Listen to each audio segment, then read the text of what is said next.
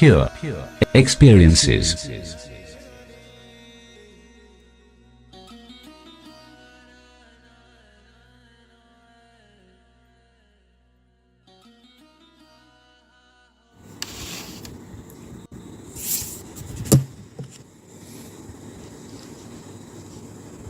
So in the last meeting, we have seen the qualities of a student or a seeker, spiritual seeker, or any student for that matter. We enlisted the qualities that the student must have. And one of the major quality that we saw was surrender to a guru or a teacher. Now, instantly, you must have realized that that sounds very easy, but it is not very easy. The first thing is many people don't have a guru, and second difficulty is they don't even know who should be their guru, whom to follow, whom to surrender to. And that is not because there are no gurus there. That is not because they cannot find anybody. It is because there are too many. It is because there are too many gurus there. There is no definite guide to how to join an institution or how to follow a guru, whom to follow. There are guides for other things, other courses, how to become a doctor, how to become an engineer, but there is nothing like how to become a seeker. And that is because it is a very, very personal process. It is a very, very unique thing for each and everyone. Each seeker follows a different path. Each seeker follows a different, each seeker comes from a different background, different minds, and so they have very different ways of doing it. So anyway, I'm not going to give you something which is very, very definite, that go and join this guru, or go and join this institution, go and join this kind of organization. But I'm going to give you a general idea how to start, where to take the first step, how to take the first step. So first we'll start as usual with the definitions. What is a guru?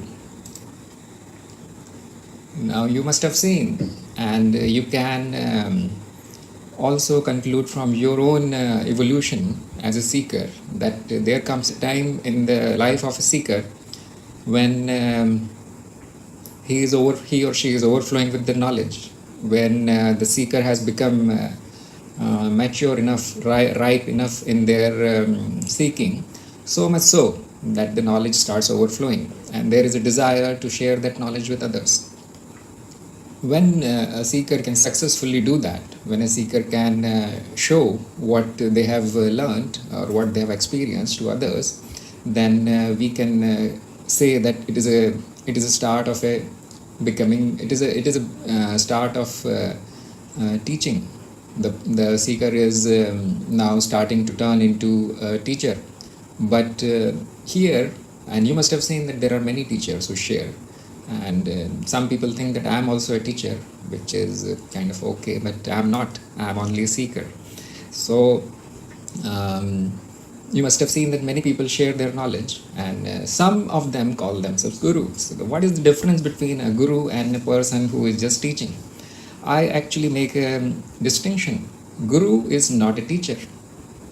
This is, the first thing that I want to mention. A guru is something big, something great. A teacher is just sharing the knowledge. One of the job of the guru is to share the knowledge, to teach, and to to transfer his or her own knowledge onto to the whoever is interested, or the disciple.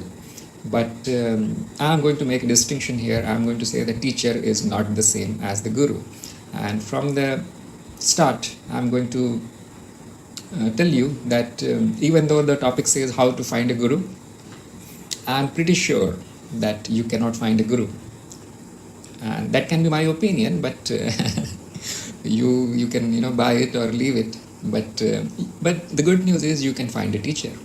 And another good news is you can make efforts to find a guru, even though you will fail. Now, then, what is the use of it? What is the use of spending so much time in finding guru? The thing is, when the time is right, the guru will find you. Now it's sounds like very spiritual thing, but this is how it happens, and why this can be true, we will see in a moment. So let me finish defining a guru. A guru is somebody who will take you home. Guru is, the meaning of the word guru is remover of darkness. You see, guru does not mean a teacher. The word guru does not mean somebody who teaches you. Guru is a remover of the darkness. And also, the another meaning of the word guru is great, big. So, from the name, meaning of the name itself, title itself, you can guess what kind of a person the guru would be. And can you find a remover of the darkness when you are in the darkness? Well, think about it. It's kind of difficult, because if you could find somebody who is already in light, that means you are also in the light. You have that much knowledge to judge and see a guru. And the fact is, an ordinary seeker, even the advanced seekers don't have this capability. They cannot judge a guru, they cannot know a guru, they cannot find a person who is their guru. So this is the definition, the remover of darkness. What kind of darkness? What do you mean by darkness? Darkness usually means ignorance. And so a guru, provides you enough knowledge to bring you out of the ignorance. That is all.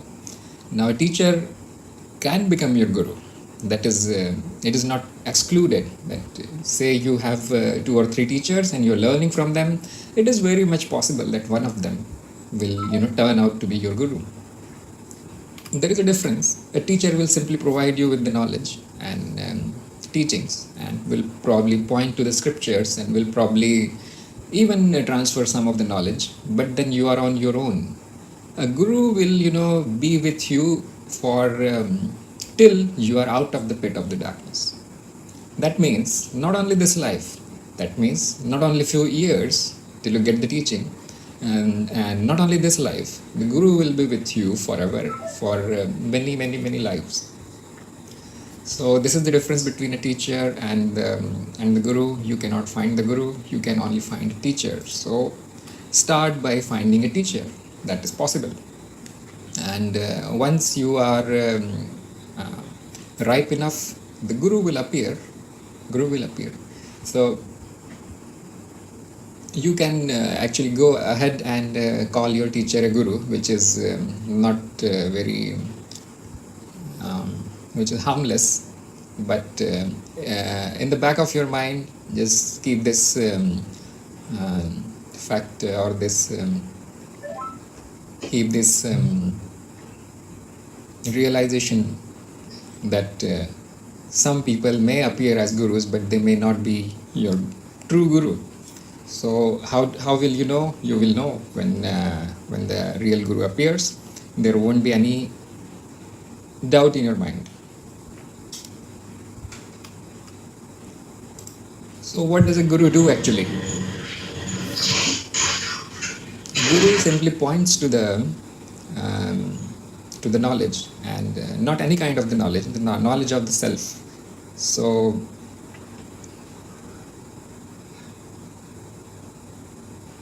can the guru simply take you to the self? Can the guru does the guru have this ability to introduce you to yourself, and now then you shake hands and say, oh, this is yourself, meet yourself please? No, it is not possible. The guru will only point to the self. The guru will point to the essence of what you are, and then you will it is up to you to grasp it. So most of the time teachers do point to the truth. The teachers do point to the self, and then leave the student to get it on their own. A guru will stay with you till you get it. That is the difference. So you will find that many teachers successfully point the self, to any student actually.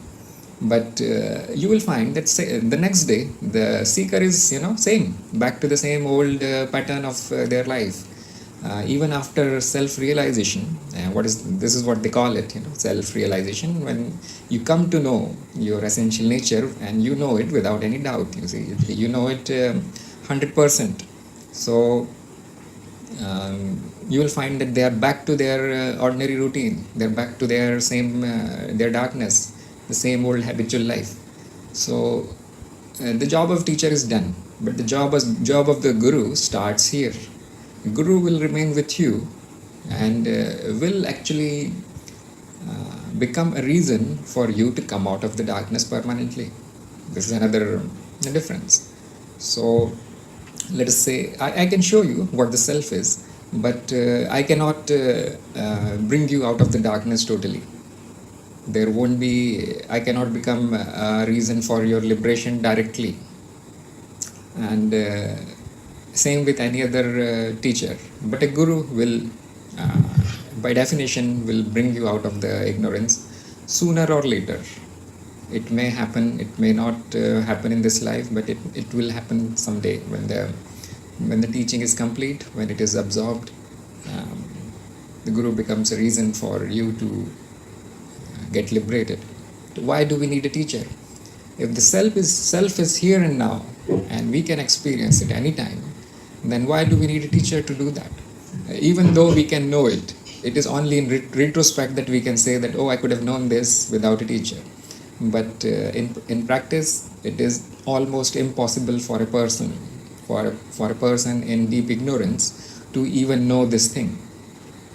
It is kind of it has to be pointed out by somebody who is already there. And this has been my experience, that somebody had to point it out, even though it looks very, very obvious after that. So if you go to any person kind of who is not a seeker and ask that person that, are you aware now, are you conscious now, then most of the time you are going to receive an answer like, yes, I am. Why are you even asking that I'm conscious or not? But and they will go away without realizing what you are trying to say, without realizing how profound this thing is. And you don't need a teacher to know that you are aware, but you do need a teacher to know what are the implications of that. You do need a teacher to correctly understand what is the implication of this statement that I am aware are actually. What does it mean? What to do? Okay, I am that, now what? So for that you need a teacher. A teacher is somebody who has already done that, who has already been there. And so the teacher can guide you to your goal. And that also means that you must have a goal. If you don't have a goal, then what can a teacher do actually? A teacher cannot set a goal for you. But when you have a goal, the teacher will the teacher can help you to reach that goal. So even a teacher can help you to choose a goal.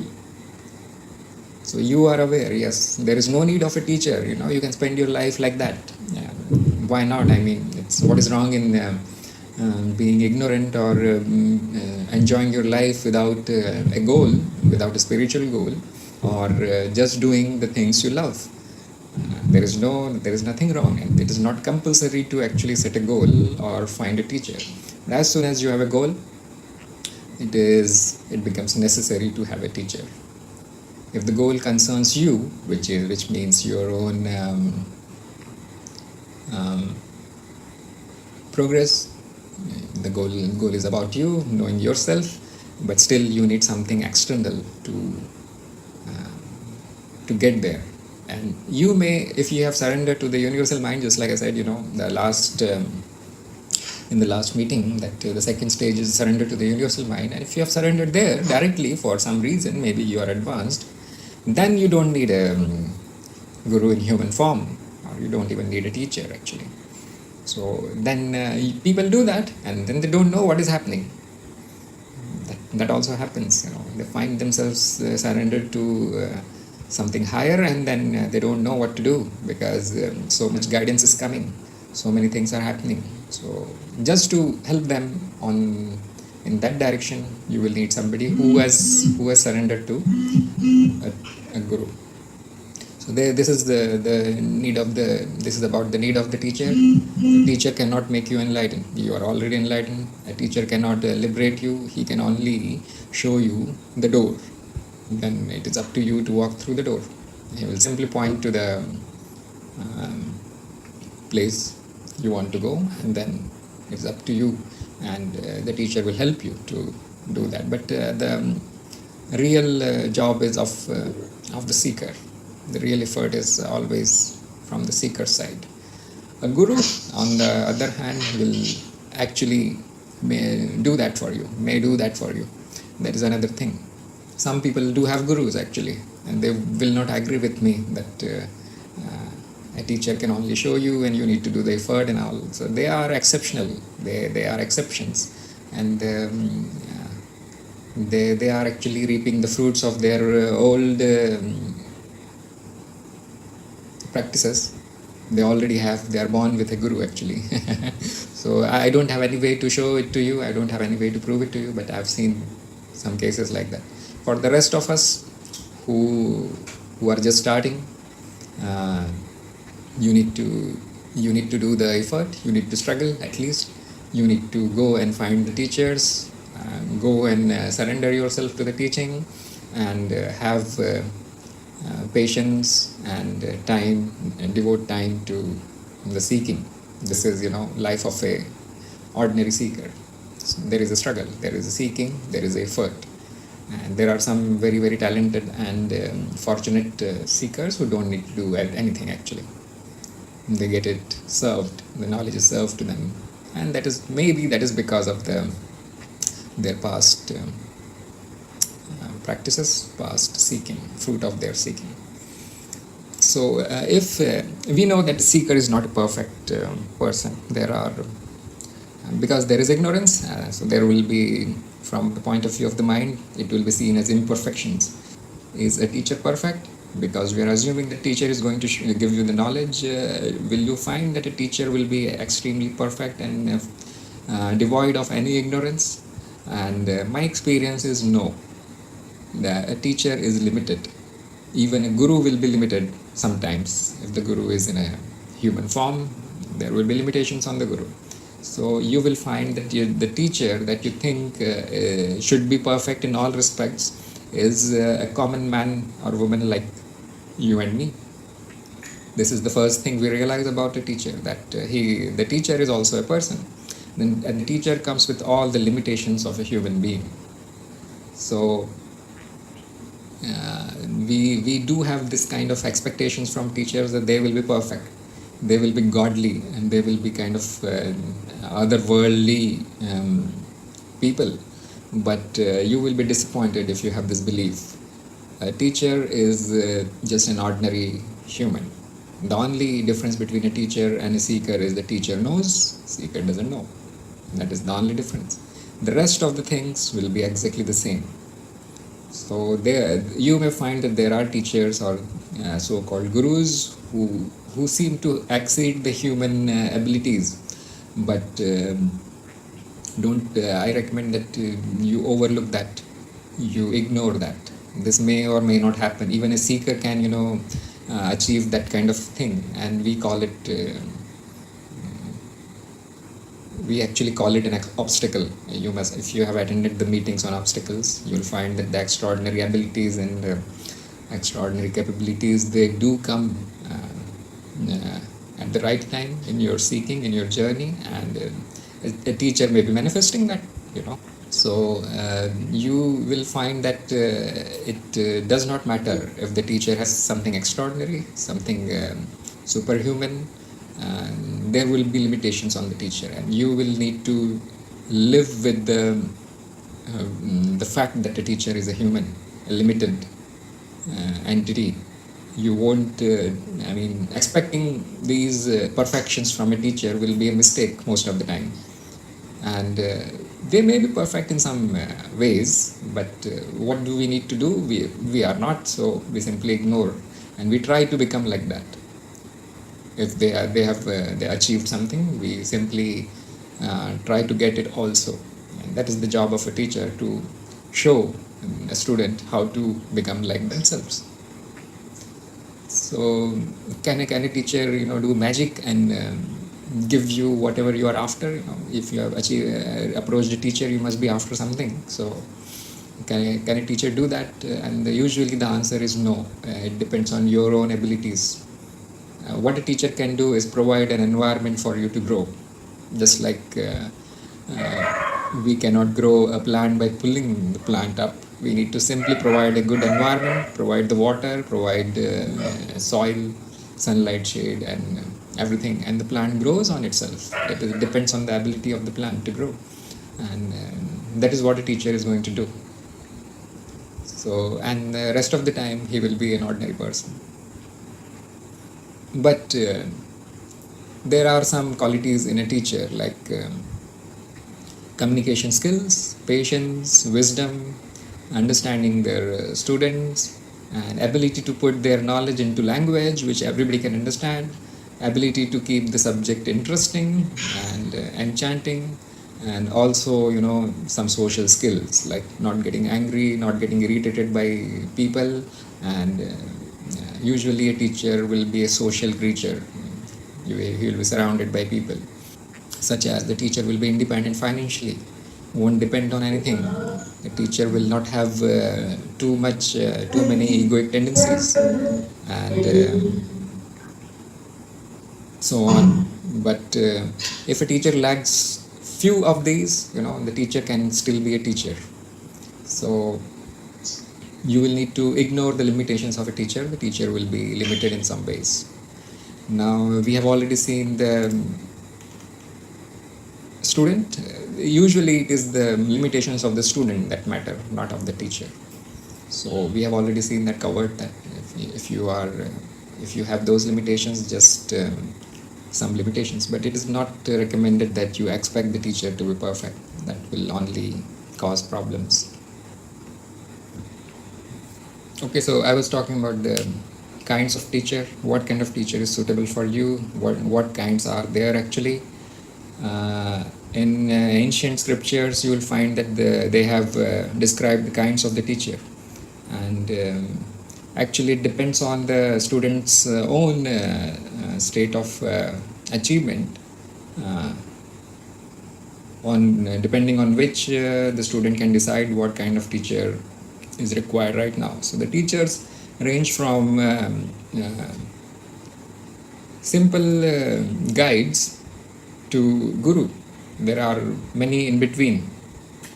So you will find that there are teachers who simply recite the scriptures and tell you what is written in which book. So we also call them pandits or upadhyayas, or the interpreter of the scriptures. And if you are just starting, you can approach them, and then they will tell you what is written in what scripture and what does it mean. And then there are even more who will actually give you an experience of what is written in the scripture.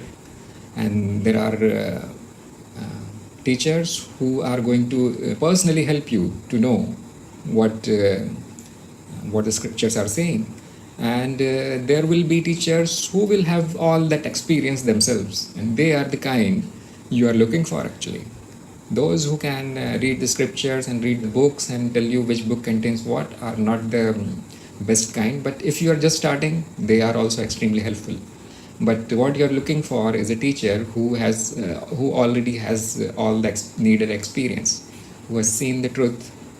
Those are the recommended type. But the thing is, when a student starts, the ignorance is so much that a student will not even know who is experienced, who is teaching from the experience, and who is just talking from the books or repeating the teachings of his or her own teacher. Sometimes a teacher or a guru will tell a student, go and teach now. So what they do is, even though they have not perfected the teachings, They will go and spread the knowledge, and they will simply repeat whatever the guru is saying. So when you're starting, any teacher is okay actually. And we do not really judge the teachers on their kind, but you will quickly find that if the teacher is simply talking from the scriptures, you will find them limited, and then you will find a need to go to another teacher who is talking from the experience.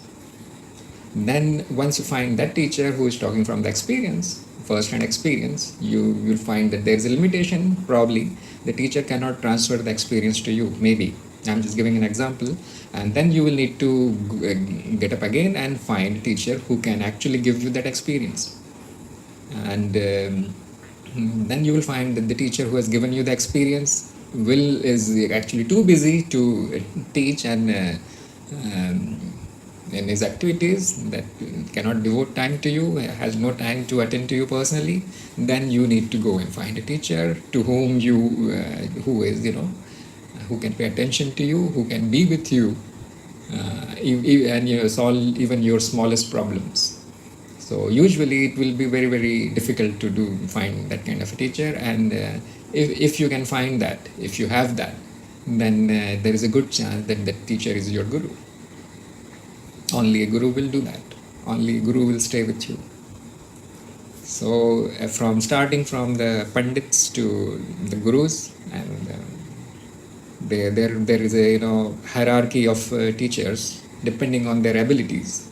So I'm not saying that a seeker needs to judge a teacher. It will be reverse. A teacher will judge a seeker. Where a teacher knows more where to start with a seeker. A seeker will usually not know, because if you are a seeker and you already know where to start, then you are not really a seeker. You are as good as that teacher, isn't it? So as you progress, you will find a need to shift from one teacher to other, and it is perfectly okay, unless the teacher that you meet can take you all the way. The teacher that you have met for the first time can take you all the way. Then you don't need to look for others. But usually the case is that you will find that you need to change from one teacher to other. As you grow, your teachers also change, keep changing, keep shifting. So usually a student will join an ashram or a school or an institution, or anybody, an individual teacher, not knowing what spiritual path is, not knowing even where to start, not knowing what the goal is, not knowing what realization or enlightenment or liberation or all these words mean. Some students have never even heard about, never have heard about these words. So you will find that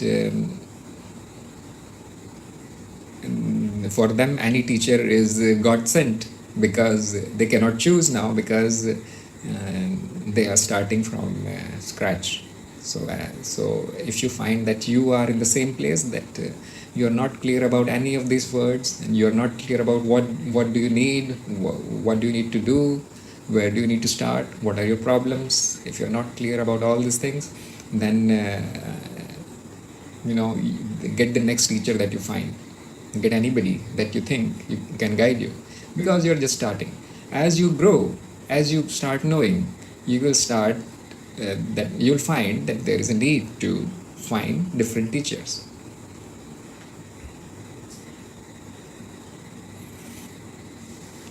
Yes, Charlie is saying that non-dual teachers will never say that they are gurus. Actually, a teacher is not going to say, a teacher will never declare himself or herself as a guru. Student needs to realize whether the teacher is really a guru or not. And if you reach that stage where the real guru appears, you will realize that.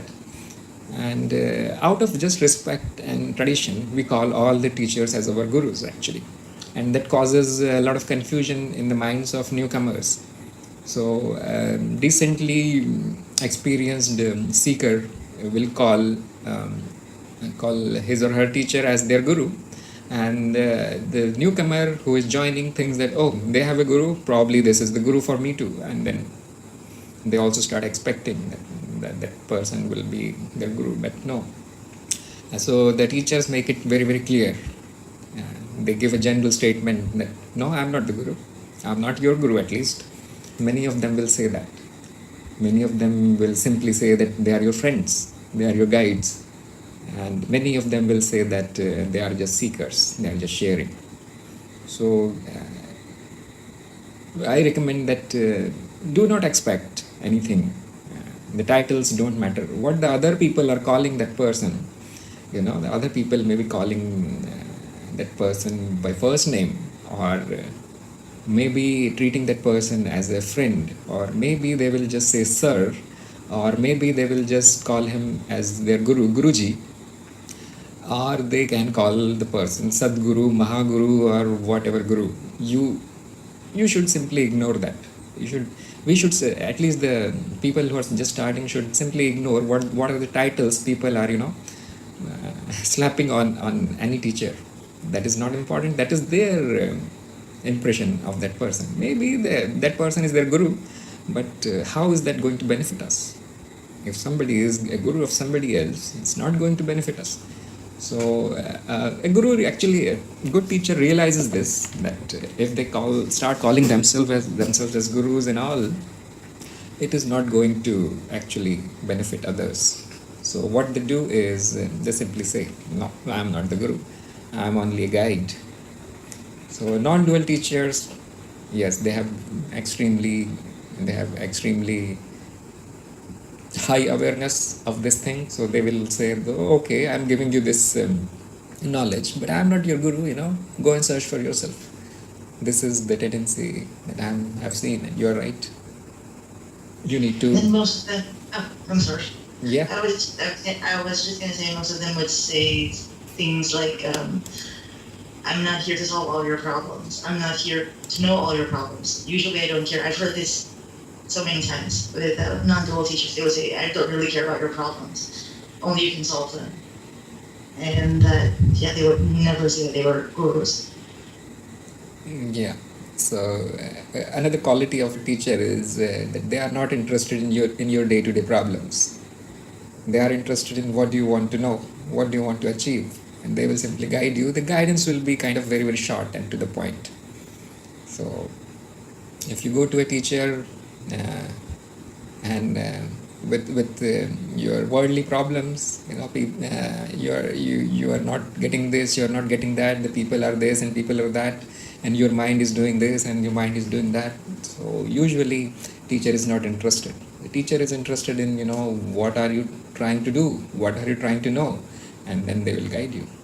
So a guru, on the other hand, will actually, it totally depends on the guru. Actually, I should not say that, but some of the gurus I have seen, they will even guide you on the most insignificant things, like what should you wear, what should you eat, whom you should marry, whom you should talk to. But I don't usually go there because it is extremely unique and personal thing. You may end up with a guru who doesn't even have a body actually. So when we when we are in the domain of a guru, anything goes there. We cannot make rules there. But the common teachers, and especially the non-dual, Gyan Marg teachers, you can predict a few things about them. So no, they won't be interested in the personal stuff. It doesn't actually help. What they're interested in is changing you so that the personal stuff goes away on its own. They are after you. That would be the goal then, right? I mean, I think the good thing about non-dual teachers is that instead of focusing on these problems that you think that you have, they're going to make you understand that there is no problems. Yes, they will actually show you the root of the problem, and instead of solving the problem, they will change you, or they will teach you something so that the problem actually goes away. They will show you that the problem is you actually. Most of the time the problem is... Usually that's true though, right? Yeah. It is. Most of the time the problem is not outside. The problem is the student himself or herself. So that is why people don't like gurus, you see. That is why people don't want a teacher, because the teacher will um, show you your own limitations, and the mind, the ego doesn't like it actually. The ego likes to be worshipped. The ego likes to be told how great seeker you are. You have special abilities and you are extraordinary. You are not an ordinary person now. And this is what the ego likes to hear.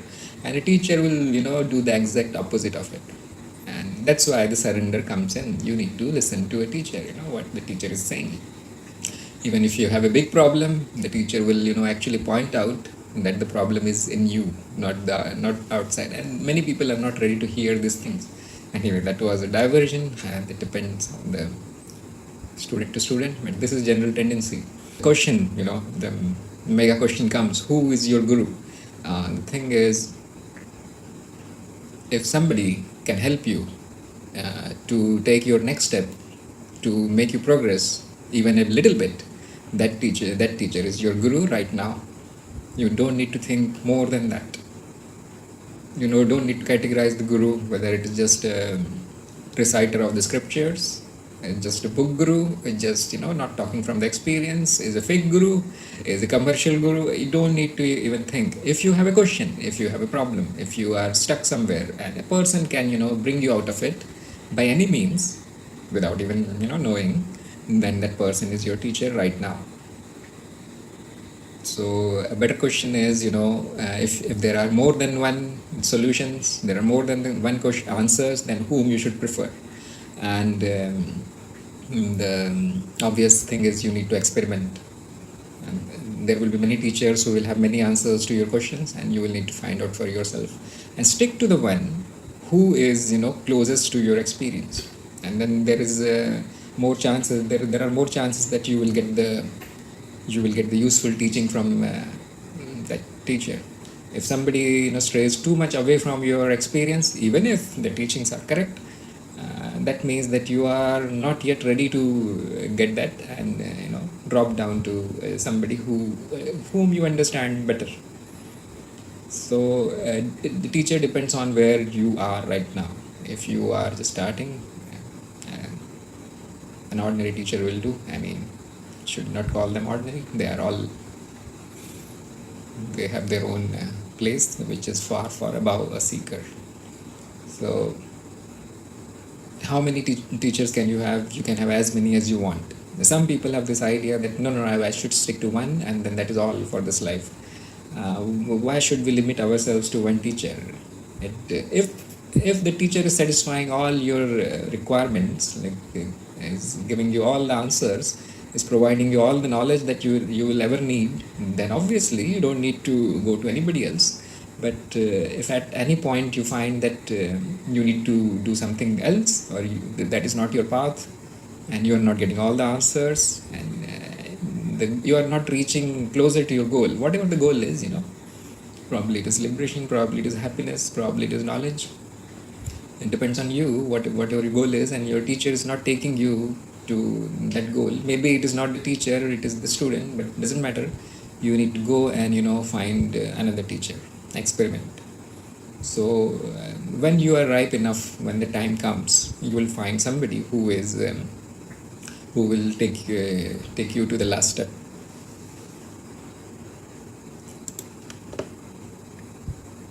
Sometimes you think that you have found the right teacher, and you stick to that teacher for many years, and then suddenly one day you change, you get something profound, and then it is time to move on to another teacher, because you have exceeded the capability of the current teacher. Now it will happen rarely, because a teacher is progressing faster than a student actually. So as the years pass, the teacher is also growing.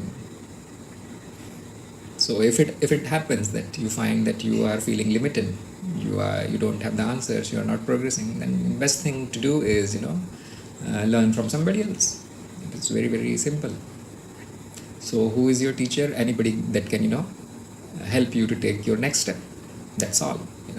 A teacher can be a book, a teacher can be a person, a teacher can be your friend, your relative, your parents, your subordinates, your enemies, anybody, any stranger, even a criminal.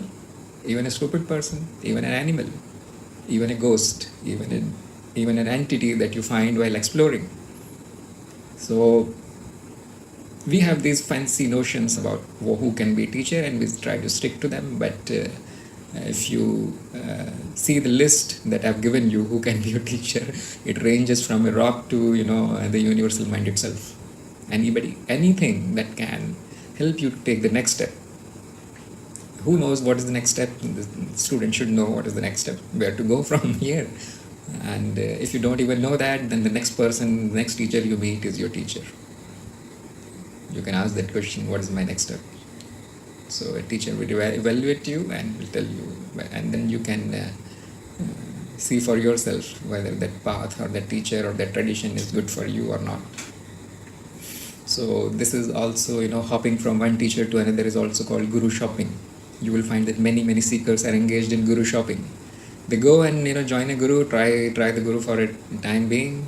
Now I am using the guru as a common word, because for a seeker everybody can be potentially a guru. So they hop from one teacher to another, and they try one ashram, then they try another ashram, they try one tradition, another, then one technique, next technique, 100 techniques. So is it good? Is it bad? No, it is not actually. It is what you do, whatever is needed. If nothing is working for you, then you need to keep seeking, keep doing the effort. And it is much better to go to a teacher and say that I am doing this since 10 years, I cannot find any teacher, any guru. What is the reason? And probably the teacher will be able to tell you why you're stuck somewhere, why nothing resonates with you. So you need to drop down to the most basic, instead of saying that, oh, I need that XYZ technique for myself. How do you even know that? And if you are sure, then you can simply go to that place where the technique is taught and you are done. But if you find yourself guru shopping, even after you know what do you want, then probably it is best to self-reflect on your goals. Probably you don't want that. Probably that is not necessary for you. Maybe you need something more basic. So where to start? How will you know where to start? Which guru to join? What do you need? So again, my recommendation is, if you don't even know where to start, then it's best to go to anyone that you think can be a teacher and ask this question. Ask this question to anybody you think can answer this.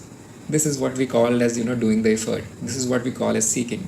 If we already knew everything, there won't be any question. We won't even need any guidance. We won't need any advice. So we start where we can start. And if you are sure that, I need this thing, then, then it becomes easier. Then you just, find out the books. Then you just seek out the person, ask around in the spiritual circles who teaches that kind of teaching, and then simply approach that teacher and get the teaching. Rarely happens, isn't it? So usually we are just groping in the dark, where is my next teacher and all this. So the best thing is, if you don't even know what to take up, what to start, where to start, best thing to do is ask the teacher that is closest to you, that is nearby, that is easily available, and do not impulsively decide that, I found my guru and now I need to spend my rest of my life with the first person that I found. No, you need to spend some time, not one day, not 2 days, at least few months. Try to understand what the teacher is saying, and then you will be able to decide logically whether that path is for you or not.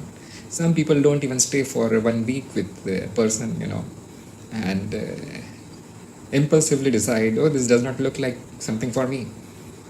Now that can be counterproductive. And some people, they just stick to a teacher no matter what.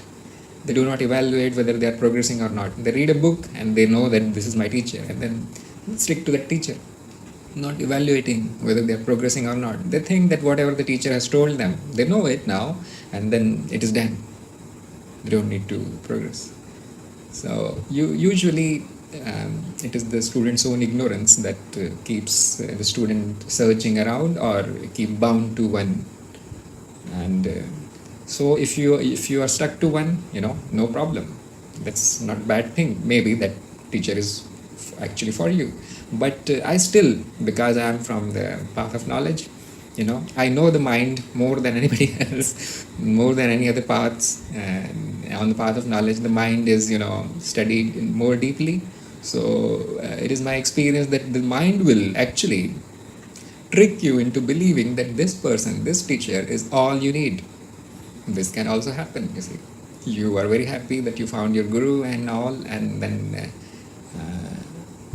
you think that there is no need to seek anything else. There is no need to even listen to anybody else because the perfect knowledge is here. Just remember this thing, that it can be your own mind tricking you into believing that you have found the best teacher there is. So it may be right. You need to see it for yourself. Just go and join any other teacher. Just spend time with other teachers. And if you encounter some teaching which is not being given by your perfect teacher, Mr. XYZ, then it is time to question your own mind.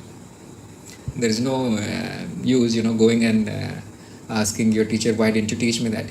Probably it is not his mistake actually. Probably doesn't know. So there can be two things. If you find your teacher, there can be two things. Either the teacher is actually perfect for you, or your mind is tricking you, because this is the job of the mind, to keep the ignorance going. So how are you going to judge a teacher? It is very, very difficult actually, because by there is a law that a less intelligent person cannot judge a more intelligent person. A person with less knowledge cannot evaluate a person with more knowledge. A person with less capability and skills cannot know what a person with more capabilities and skills can do. So you will find this thing in your day-to-day life, material life also. Let us say you have a great skill and somebody will come to you, probably it will be your boss, who will say, why don't you just simply do it in 2 days, the job that I've given you? And then you explain, how much time and how much effort it takes to do that job actually. So why does it happen? They do not know how much skill that job takes, because they don't have that skill themselves. It happens a lot. Somebody will come to a doctor and say, why are you charging me this much? And the doctor cannot actually describe how much skill and how much money, effort and time the doctor has put into learning that, whatever surgery or whatever treatment there is. So not possible for a person who is below you to understand you. And the same thing you can apply to a teacher.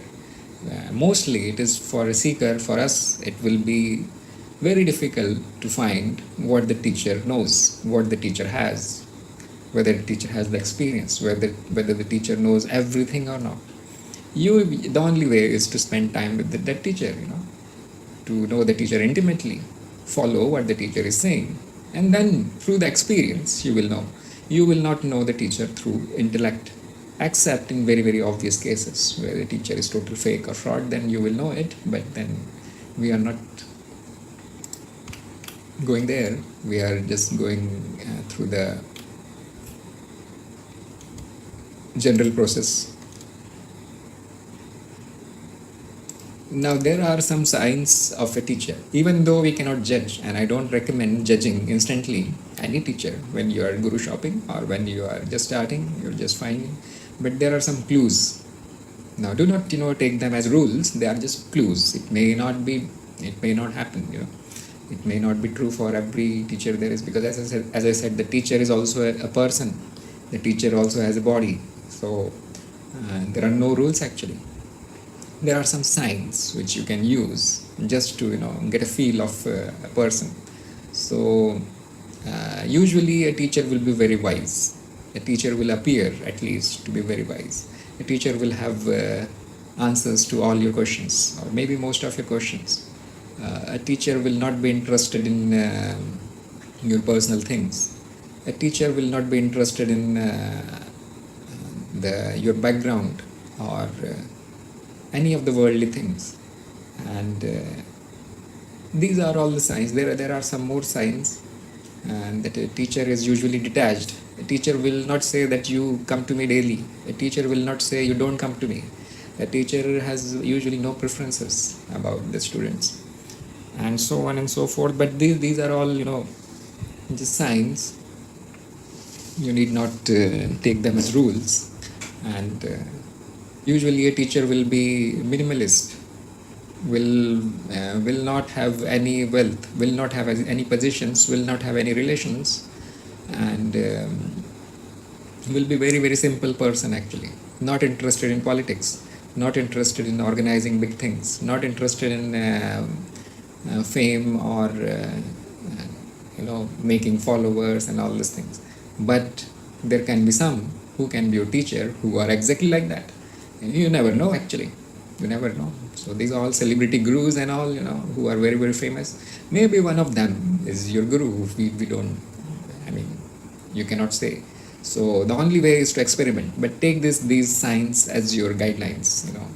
Start here first. If you fail, if you cannot find that kind of person, then don't simply think that, this, the teacher does not satisfy the criteria of a guru, so I won't go to anybody.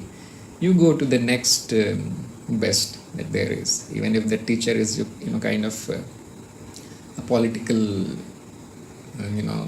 big shot, or very famous, or has 3 or 4 cars and 3 or 4 bungalows, or owns a big business.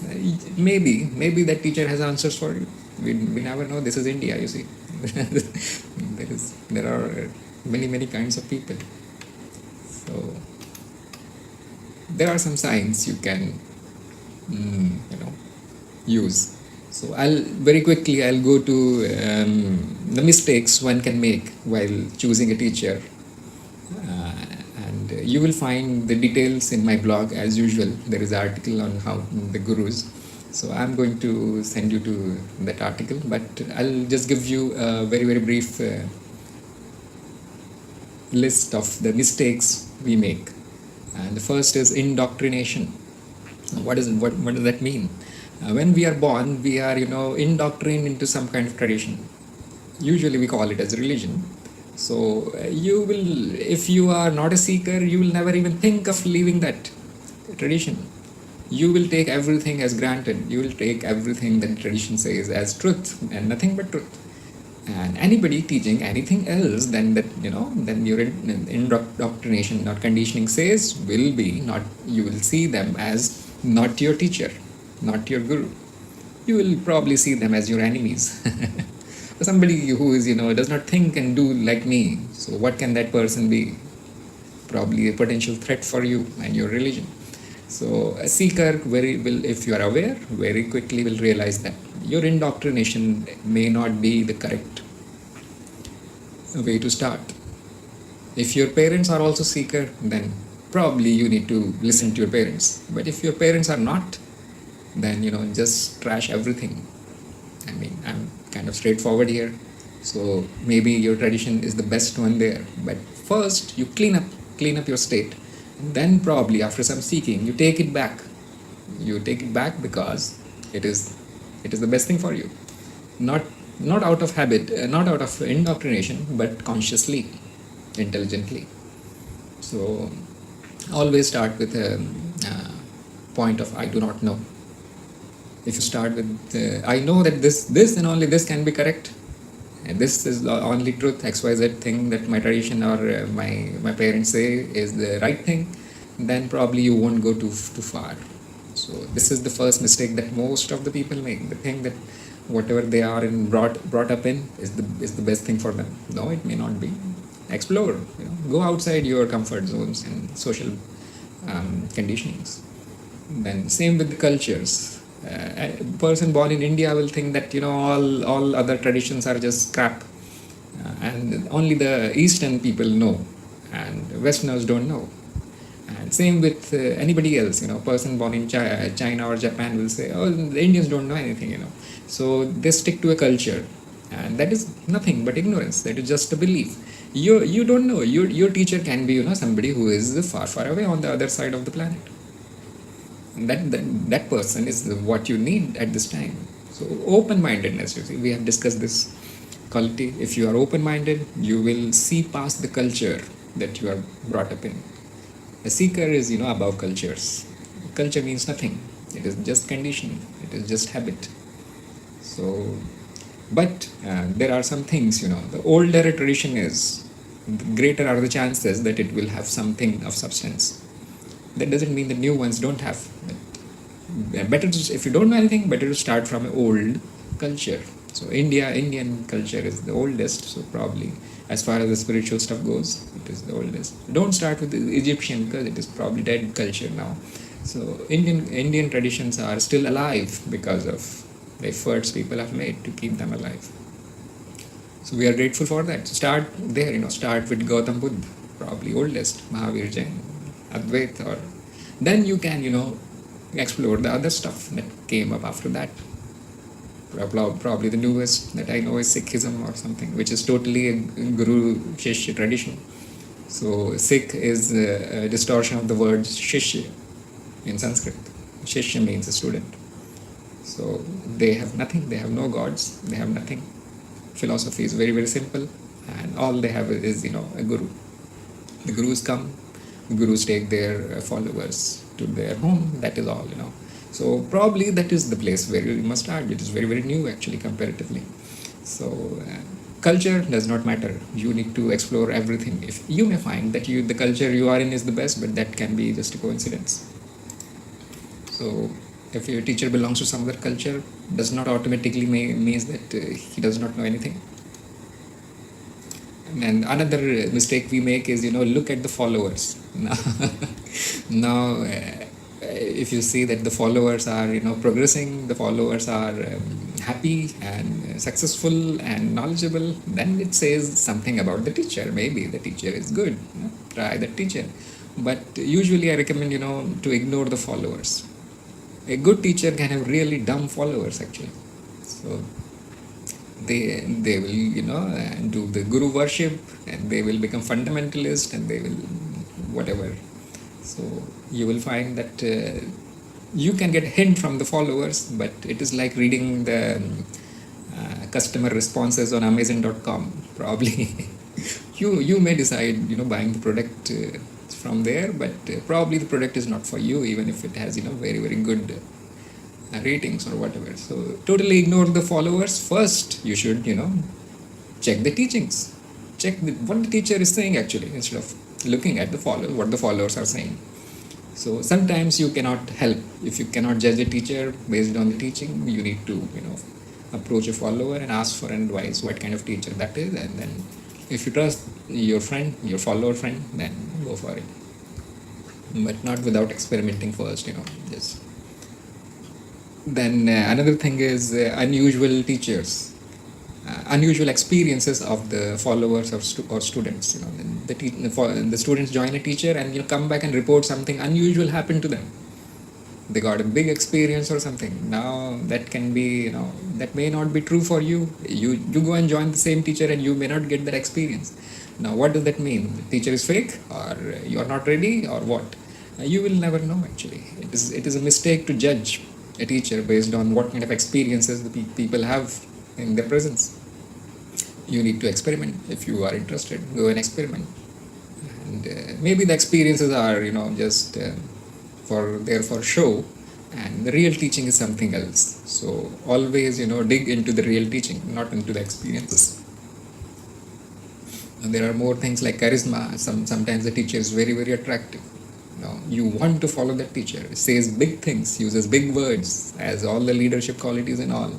So very fancy talker, but you need to judge not from the style, but from the content. Content of the teaching is important, not the energy or the style that is put into it. So the most successful gurus or teachers are those who have more charisma, who attract crowds. They are called as gurus. Those who are the very, very plain and speak 2 words of wisdom, nobody wants to listen to them. Now, a real student will know the teaching from the fancy stuff. So, do not make this mistake that the teacher is charismatic, has the ability to hold the attention of millions. That means he is your teacher. Maybe, we don't know. Just check out the teaching. Now, there are some more things. People used to judge a teacher, like if the teacher is doing a social service. If a teacher is trying to improve the world around himself, improve the people, helping the poor, planting the trees and digging the wells, erecting toilets or whatever, and we are, because we are also humans, so we are instantly impressed by that kind of teacher, because good man. But does he really have answers to your question? Probably you should join, do the social service yourself, because probably that's what you need. You need social service to reduce your ego or whatever conditioning you have. Maybe it will work. Maybe that is your path. But if it is not working, then however good that teacher is, however good this service is, whether he is dedicated, devoted to people, does not matter really, because you are not progressing. You learn whatever you learn and then time to move. So there's no point in spending 20 years or whole life doing the social service. Then people also see the luxury that surrounds a teacher. If a teacher is poor, lives in a kind of remote place, lives in a hut, then people think, no, he may not have anything. So probably teaching is also useless, because nobody goes there, he has nothing, nobody pays him anything for his teaching. So, but this other teacher, he has a 5-star ashram, he has a luxury apartments where you can stay and get the teaching. Probably that teacher has more. So people think like this. So again, you need to try out, check out the teaching, not the setup of this thing. And if the teacher has more crowd following him, does not necessarily mean that he is the best one. Crowd, probably as you know, the most ignorant, the crowd has ignorance which is equal to the most ignorance of a person who is lowest there. So do not follow the crowd, follow your heart. Maybe everybody is going and joining this one teacher, but you need to evaluate your own thing. Instead of joining the crowd because everybody is going there, you need to also go there. Maybe you can try, but that cannot be a criteria. So most of the teachers that I've seen that are really devoted does not have crowd. They have only few students at a time, and then they pay their 100% to those few students, 5 or 6, maybe 10 or 12, not more than 20, 25 maybe, and they send them to a place where they need to be, and only then they take up the next batch of students. So like that, these are the recommended ones. Those who are addressing thousands, you go and listen to them, that's all. Probably they don't have time for you. Then other things people use, there can be funny stuff. How a teacher looks, whether the teacher has a big beard, whether the teacher is dressed in casuals or in the old 1,000-year-old fashion. So many will do that. Usually the villagers and ignorant people, they will just look at the teacher and try to judge. So no, it is seeker knows, the external appearances does not matter. What the teacher eats, whether the teacher is married, whether the teacher has girlfriends, whether the teacher is old, whether he is young, or it does not matter at all. What matters is whether the teacher is able to answer your questions, or whether the teacher is able to provide you the experience. The personal matters of teachers are of no use for a seeker. They are probably the people who like gossip and stuff, people who like to discuss people. Probably those things are important for them, but for a real seeker, only the teaching is important, not what the teacher is doing in his or her personal life. That's not important at all. Maybe the teacher is totally kind of very, very ordinary, drinks and smokes and does everything that a non-seeker does. Doesn't really matter. You can still get more than a very, very kind of pure person. May happen, but you need to see it for yourself. that you will able to see only if you listen to the teachings and ignore the outwardly behavior of the teacher. Because as I said, the teachers have their own limitations. They are also people. They are humans. They will do whatever a human can do, and they will behave depending on their own ignorance. A teacher does not mean somebody who is free from ignorance. A teacher means somebody who has slightly less ignorance than you. That's all.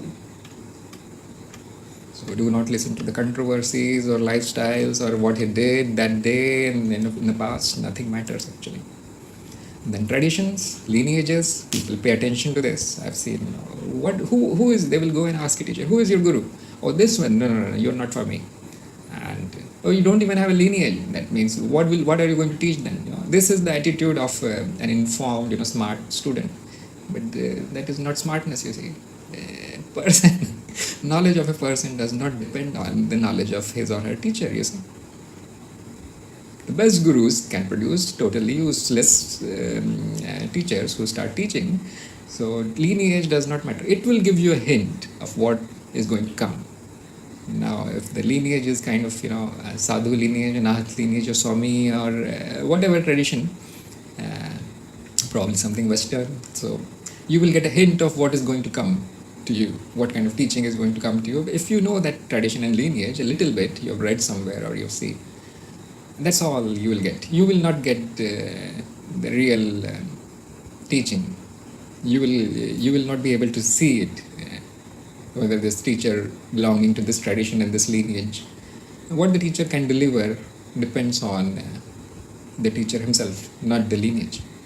So best to go and try it. If you think that this person is, I want this lineage, I want this tradition, but this teacher is not the best one, then get another one in the same lineage. There are many actually. So another thing is attitude, and that is what I think is, initially will decide whether a person sticks to a teacher or not. So some teachers are very, very talkative. They keep talking. Some teachers are very silent. They don't talk unless you ask something. Some teachers are loving, and some teacher will abuse you. Some teachers are very, very strict. Some are very, very friendly. They will treat you as a friend. So it depends on your own conditioning, your own preferences, your likes and dislikes, whether you will stick to a teacher initially or not. If the like thing, I like this teacher. This comes from our conditioning, and if you are very, very brave, you will be able to stand a very strict teacher. So you must have heard the stories. The first thing the teacher will do is beat up the student. If you don't follow the teacher, if you don't surrender, there are many teachers who will simply beat you up. And probably that's why the women were not allowed initially in some of the traditions, because the traditions are very, very strict. They will make your life hell actually. So if you cannot handle it, just don't go there. See, find something which is more softer, which is that will be probably slower, but who cares? So if you want to experiment, go and join something which makes you stay awake for 20 hours and do the meditation for 16 hours and makes you eat only potatoes. So probably that will be faster, because the surrender happens quicker there. But that is only my personal matter. You may not like it. So attitude is the first thing that you will notice, that people use to judge a teacher. A teacher has a good attitude, everybody wants to join the teacher. If the teacher speaks straightforward way, points out your beliefs, points out your stupidity, nobody wants them. Nobody wants to stay there, because ego is instantly threatened and the ego runs away. So your ignorance will decide first where you stay, which is okay. You need to start somewhere. Start with a good, loving, friendly, lenient teacher if you want, and leave the strict and boring and silent one alone for the time being, because you will need them. If you need them, then you will go there. Now, commercial stuff, is the teacher who is delivering the teaching for free better than somebody who is charging? The answer is no. You cannot decide on that. Only thing that if they are charging you too much, If the teacher says, I'm not going to tell you anything unless you pay me this many thousand rupees, then there can be a problem, you see.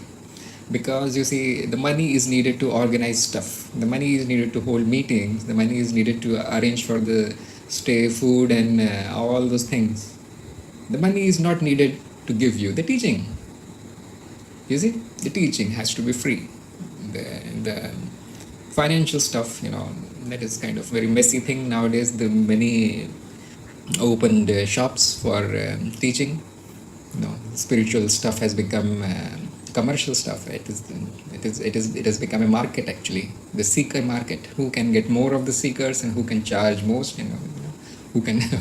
there are products that the institutions are throwing out in the market, and they are getting money. It is most of the stuff that you will see out there is about making money. And smart seeker, a good student, an intelligent student, will stay away from this, because the teaching is always free.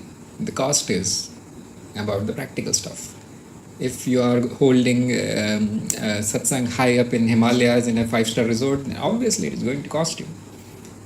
And if you are holding it in somebody's house where the tea and snacks are served, then it will cost you zero. So choose wisely whether you are prepared to spend that much, whether that 15-day retreat in a jungle is going to really help you. You need to decide on yourself, for yourself. So what about teachers who ask for money? Well, if the teacher is old, if the teacher is totally devoted to serving, and the teacher has no means to earn any money, then it is our duty to help that teacher. But it is totally optional. Usually a good teacher will not ask for money. They will ask for donation. They will not ask you to compulsorily pay. So as usual, if you're supporting the teacher, you're supporting the body of the teacher. You're not paying to get the teaching. Teaching has to be free.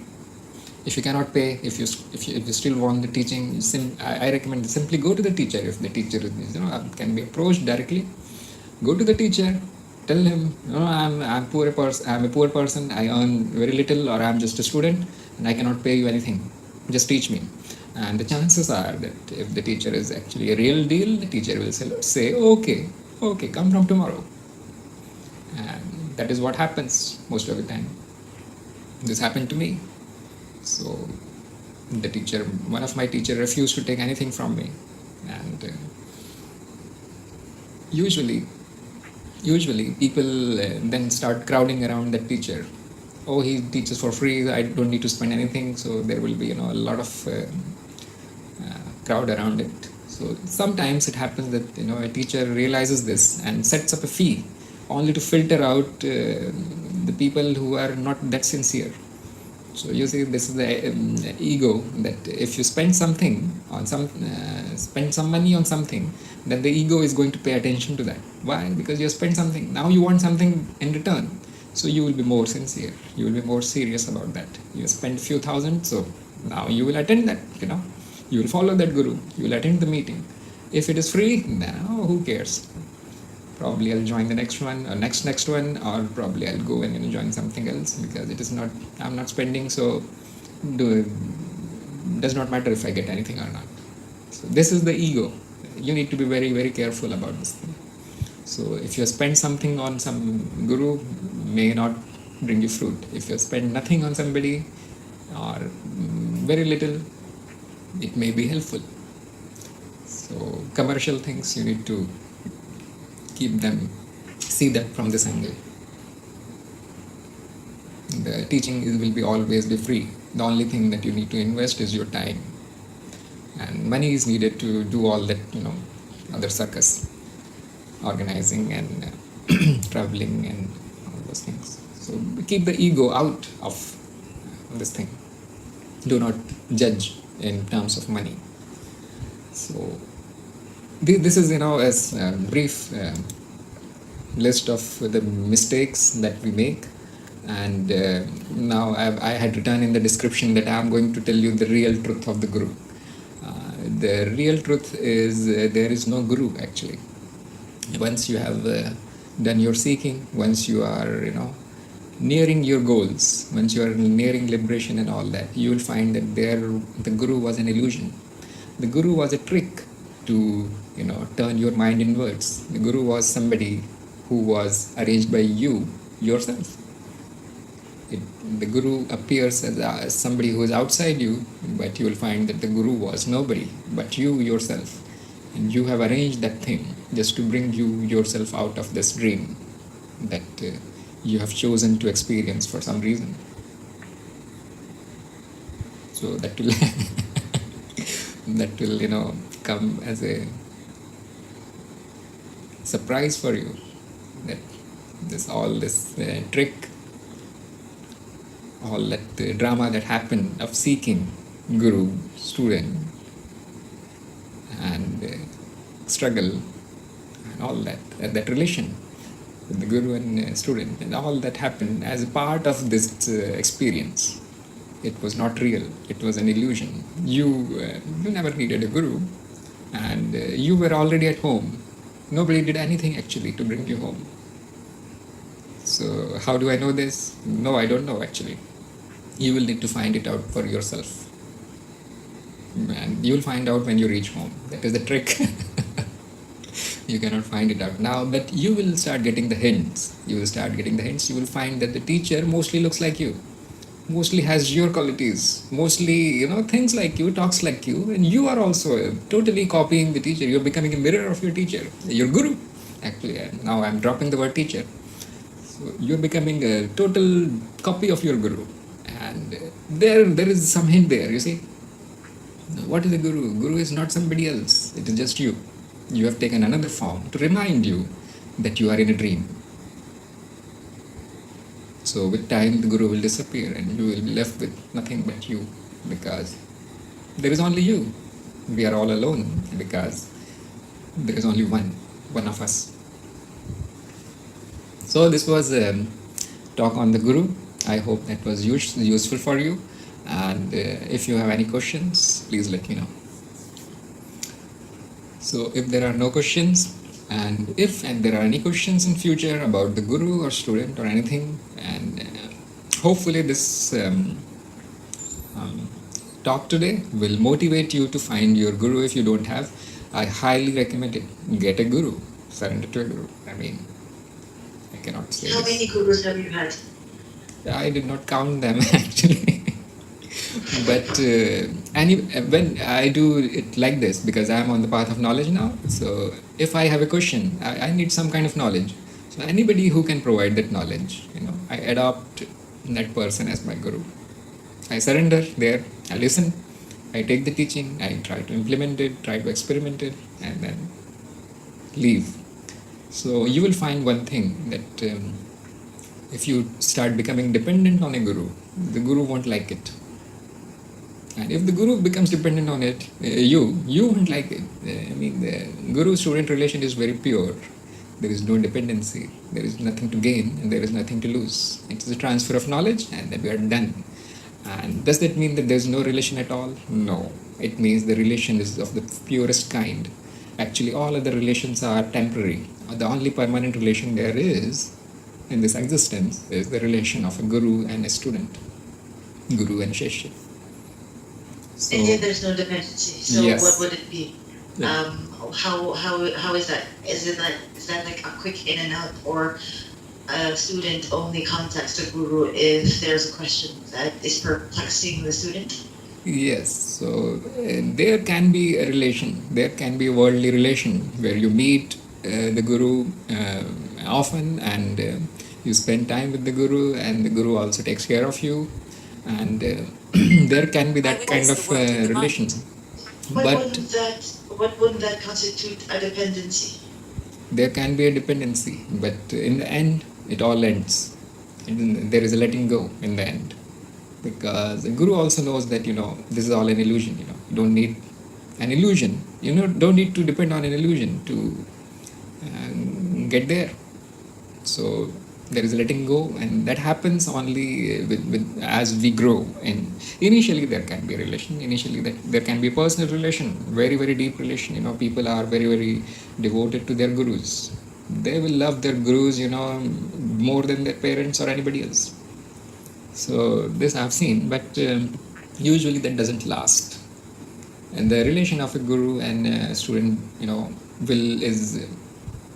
is timeless, because it is on another level. It is not on the level of physical world or even the mind. The relations of the world, relations of the body and the mind and emotional dependencies and all, they are not temporary. They are passing. They are impermanent. Even if you want to hold on to a guru, you won't be able to, because that guru will die and that guru will disappear one day. So, but there is a connection. There will always be a connection, and whenever you need a guru, that guru will appear in any other form. It is possible, or may not take any form, because the real guru will dwell inside your mind. The real guru is within. So you'll Yes, hear I was this. gonna ask that. I mean, how would you know that, say, a guru doesn't take a body, and a student will still have many lives, and the guru might not?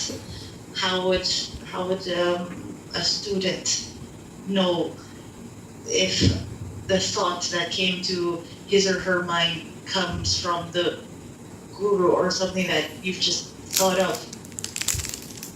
No, student will never know. The teaching, Exactly. if the guru is not in a body, you know, and the guru is still teaching, which may happen only when the student has advanced enough to get that teaching. So this is what I mean when I say when you surrender to the universal mind, you will start getting some knowledge, some improvement, some changes in yourself. So what is happening here is, and the guru has taken, because you have surrendered to that guru, now the guru has taken the responsibility of your evolution, and the guru is doing something behind the scenes. You will never know what is happening. You will think that it is a coincidence, or the thoughts are yours, the insights are yours, because mind likes to own anything that goes on inside the mind. The mind will always say, "Oh, I thought that, I know that already," and it may be that it is some other influence that is guiding you. So that happens, when you advance enough, you will know actually that that thought was not yours. That was implanted You would, from some other I, place. I guess there's a logic in that. If sometimes you start thinking that, how would you even know those things when, I mean, you would know yourself the most, yes? And you would wonder how you would even think about these things. Yes, so you need to. That's why I recommend doing introspection. What you are doing in introspection is you are asking a question and you are sending the question out in open in the universe. Now there are chances that you will come up with the answer. Human mind, by you I mean, or there can be a guide there who will help you. There can be your guru, or there can be the universal mind itself, who will send you the answer. Now it doesn't matter if your mind says, "Oh, I came to know this answer, somehow I got this answer and it is my doing." It doesn't really matter. The job has been done. So let us say if you are in trouble, you cannot decide anything, you just send out this intention of knowing the solution to your problem or whatever situation you are in, and next day you will wake up with the solution. May happen, may not happen. Like an SOS. So this is the kind of guidance that the guru provides, even without a body. But those who are starting, they need somebody in a body, and that can become a problem, because we see the other body as other person, and the usual ego conflicts, ego issues start manifesting. Because when you are interacting with a guru in a body, the first thing that you are interacting with is his or her ego. Your ego will react with that ego. So that's why the case of surrender comes up so much when you are starting. Surrender, that's all. Do not let your ego take over the process of seeking. It will be totally, always be a disaster.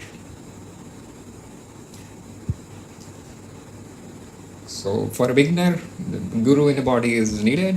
If no guru, a teacher is needed in a body. If no teacher, at least start with a book. If you have questions, that means you are seeker. If you are dissatisfied with the life, that means you are a seeker. If you are suffering, that means you need help. And that is where the guru comes in. And as your seeking becomes intense and intense and intense, you will never know, what you will find there. You will find exactly the person or a guru that you need at that time. This is how it happens. This is how this drama is played.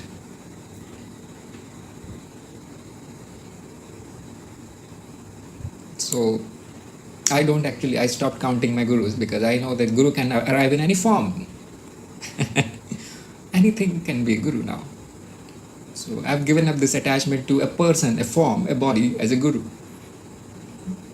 So initially I had that, no, this person is my guru. No, I like this person. I like that. I don't need this. This fellow is fake. He does not know anything. Why he smokes cigarettes? Now these are, initially this will be a seeker's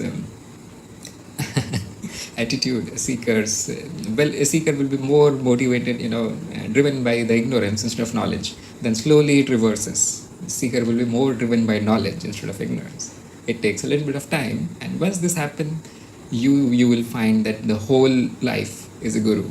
All of our experiences are sent by a guru. Who is the guru? You. There's nobody else.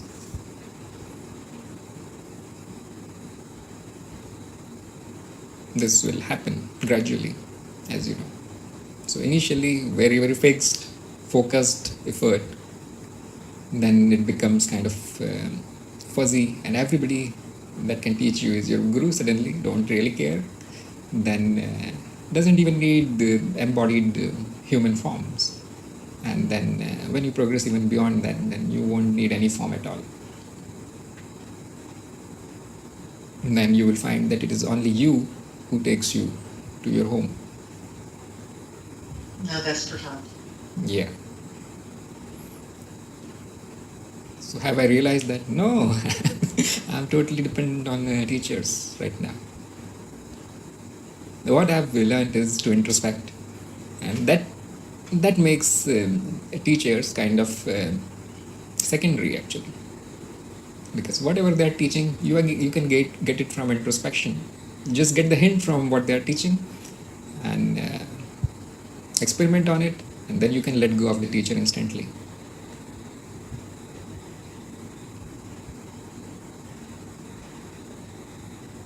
That is what I'm actually doing now. I just drop the hints.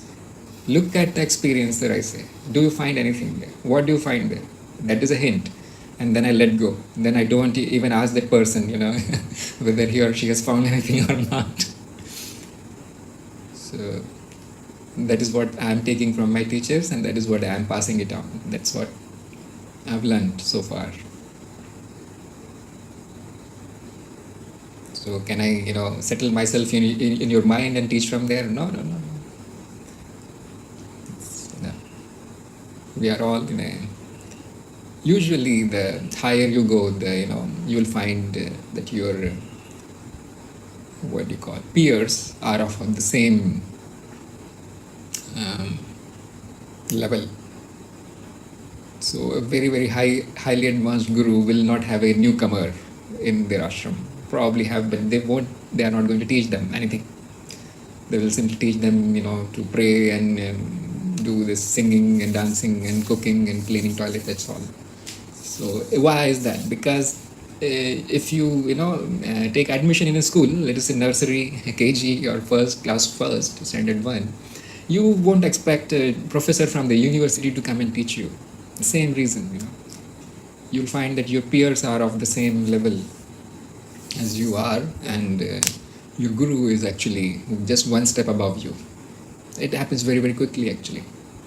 It is not kind of a schedule of a university that learn here this thing for 6 months, 1 semester with this professor, another with that professor. No, it is not. This is very, very quick in spiritual things. Once you reach that level, initially it's all struggle, it's all mess. Why? Because we have actually, it was organized in India. There was a Gurukul tradition and all that, where the people were sent to the guru and they lived with the guru for the rest of their lives. And hardly happens, Can any parent send their children, to live with somebody who lives in the jungle, a kind of strange creature, crazy person? People call him a guru, but nobody is going to do that. So we have lost all that traditions now.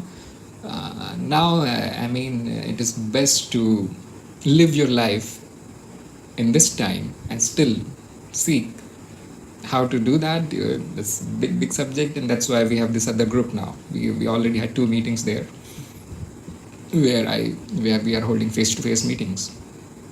So give up all the traditions, gurus and all. You can do it without anything also, but at one point or the other you are going to need guidance, that is for sure. So this was the kind of very long talk today about gurus, but also a very important subject. So if needed, we'll have a part 2 of that. Probably by that time you would have finished your guru shopping or whatever initial stuff that you're going to do, and you will have some questions. So probably you can ask them that time. And thank you for attending today's meeting. See you in the next meeting, which will be on Sunday. Thank you very much. Pure experiences. You were listening to Pure Experiences by Tharun Pradhan. For more, please visit pureexperiences.blogspot.in.